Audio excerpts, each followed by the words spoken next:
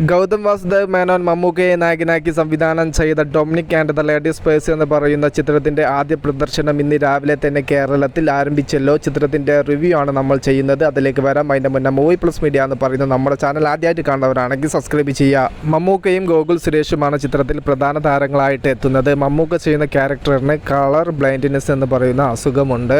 എന്നാൽ പുള്ളിക്ക് ഒരു പോലീസ് ഓഫീസറായിട്ട് ജോലി ചെയ്യാൻ വളരെ വലിയ താല്പര്യനാണ്. അങ്ങനെ വ്യാജരേഖകളെല്ലാം വെച്ച് പോലീസിൽ കയറി പറ്റുകയും എന്നാൽ ഒരു പ്രശ്നത്തിൻ്റെ അടിസ്ഥാനത്തിൽ അദ്ദേഹത്തിൻ്റെ ജോലി പോവുകയും ചെയ്യുന്നതിൻ്റെ അടിസ്ഥാനത്തിൽ ഒരു പ്രൈവറ്റ് ഡിറ്റക്റ്റീവ് വാശിയുടെ പുറത്ത് തുടങ്ങുകയും അതുവഴി പല കേസുകൾ വരികയും പിന്നീട് ഒരു പേഴ്സ് ഉണ്ടാക്കി വെക്കുന്ന പൊല്ലാപ്പിലൂടെയാണ് ഈ ഒരു സിനിമ കടന്നു പോകുന്നത്. മമ്മൂക്ക ഫസ്റ്റ് ഹാഫ് വരെ ആ ഒരു കഥാപാത്രത്തെ നീറ്റായിട്ട് തന്നെ പ്ലേസ് ചെയ്തിട്ടുണ്ട്.